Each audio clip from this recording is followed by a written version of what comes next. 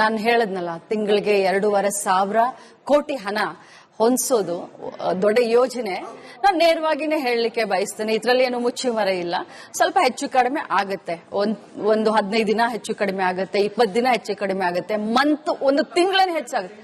ಅದೇ pattern change ಆಗ್ತಾ ಇರುತ್ತೆ. ಅಂದ್ರೆ ಸ್ಪೆಸಿಫಿಕ್ ಆಗಿ ಇದೇ ತಿಂಗಳಿಗೆ ಇದೇ ಡೇಟ್ಗೆ ಅಂತ ನಾವು ಹಣನ ಹಾಕ್ತಾ ಇಲ್ಲ.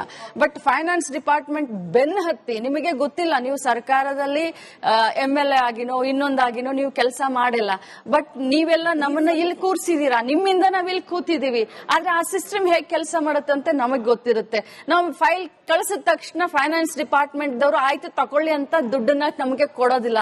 ಆದ್ರೆ ನಾವು ಅದ್ರ ಹಿಂದ್ಗಡೆ ಬಿದ್ದು ಅವ್ರಿಗೆ ಇದನ್ ಮಾಡಿ ನಾವು ಹಿಂಸೆ ಕೊಟ್ಟು ತಗೊಳ್ತೀವಿ ಅನ್ನುವಂತ ಮಾತನ್ನು ಕೂಡ ಹೇಳಲಿಕ್ಕೆ ನಾನು ತಮ್ಮ ಮುಖಾಂತರ ನಾನು ಬಯಸ್ತೀನಿ.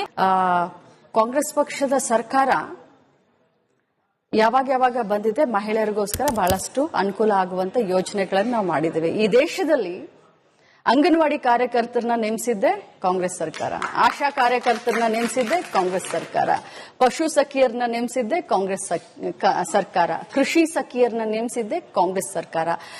ಚೂಸ್ ಮಾಡಿ ಮಹಿಳೆಯರಿಗೆ ಈ ಜವಾಬ್ದಾರಿಯನ್ನ ಕೊಟ್ಟಿದ್ದೀವಿ.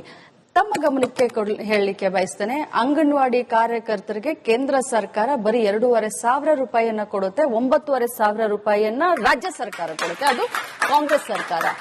ಆಶಾ ಕಾರ್ಯಕರ್ತರಿಗೂ ಕೂಡ ನಮ್ಮ ಸರ್ಕಾರನ ನಾವು ಆಶಾ ಕಾರ್ಯಕರ್ತರನ್ನ ನೇಮಿಸಿದ್ದು ಕಾಂಗ್ರೆಸ್ ಪಕ್ಷದ ಸರ್ಕಾರ. ಮತ್ತು ಆಶಾ ಕಾರ್ಯಕರ್ತರಿಗೆ ಯಾವಾಗ ಹಣವನ್ನ ಜಾಸ್ತಿ ಮಾಡಿದೆ, ಗೌರವ ಹಣ ಅಂತ ಹೇಳಿ, ಗೌರವ ಧನ ಅಂತ ಹೇಳ್ತೀವಿ ನಾವು ಅವ್ರಿಗೆ, ಇನ್ಸೆಂಟಿವ್ ಗೌರವ ಧನವನ್ನ ಹೆಚ್ಚಿಗೆ ಮಾಡಿದ್ದು ಕಾಂಗ್ರೆಸ್ ಸರ್ಕಾರ. ಹೋದ ವರ್ಷ ಬಜೆಟ್ ನಲ್ಲಿ ನಾವು 2,000 ರೂಪಾಯಿಯನ್ನ ಹೆಚ್ಚಿಗೆ ಮಾಡಿದೀವಿ. ನಮ್ಮ ಗ್ಯಾರಂಟಿ ಏನು, ಕನಿಷ್ಠ ಅವರ ಪೇಮೆಂಟ್ ಅಂತ ಅದು 14,000 ಚಿಲ್ಲರೆ ಆಗುತ್ತೆ. ಈಗಾಗಲೇ ಅವ್ರಿಗೊಂದು 12,000 ಬರ್ತಾ ಇದೆ. ಮುಂದಿನ ವರ್ಷ ನಾನೇ ಅದಕ್ಕೆ ಬೆನ್ನು ಹತ್ತಿದ್ದೀನಿ. ಅಂಗನವಾಡಿ ಕಾರ್ಯಕರ್ತರಿಗೆ, ಸಹಾಯಕರಿಗೆ, ಆಶಾ ವರ್ಕರ್ಗೆ ಮಧ್ಯಾಹ್ನ ಬಿಸಿ ಊಟ ಅಡಿಗೆ ಮಾಡ್ತಾ ಇರುವಂತವ್ರನ್ನು ಕೂಡ ಕಾಂಗ್ರೆಸ್ ಸರ್ಕಾರನೇ ಮಹಿಳೆಯರು ನೇಮಿಸಿದೆ.